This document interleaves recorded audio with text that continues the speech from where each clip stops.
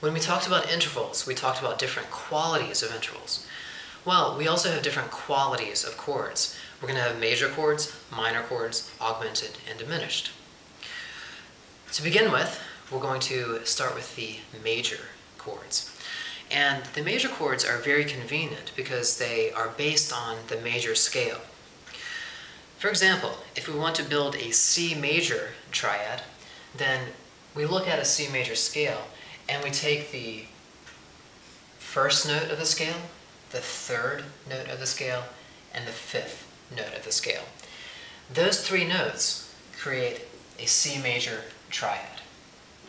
And if we write them over here, you can see how they stack up nicely in those thirds that we were talking about in the last lesson.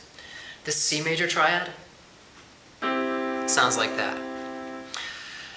Major generally has a kind of uplifting sound, just like with the major scales.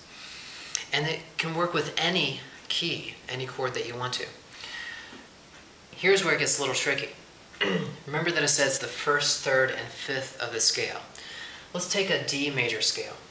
The first is D, easy enough. Remember the third note is F sharp.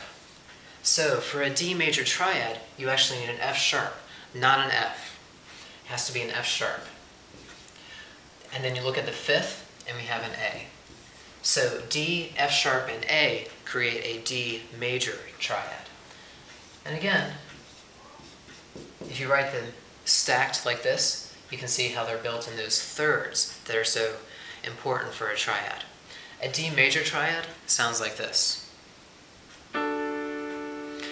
So again, it has that very happy sound that is so often associated with majors. As always, you have to be careful with flats as well. Let's build an A flat major triad.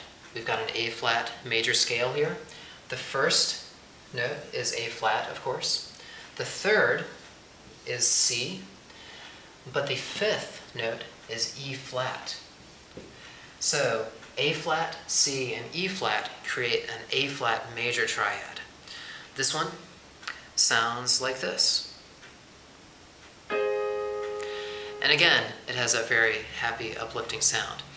So, just to recap, it has to be the first, third, and fifth notes of the major scale to create a major triad. Okay?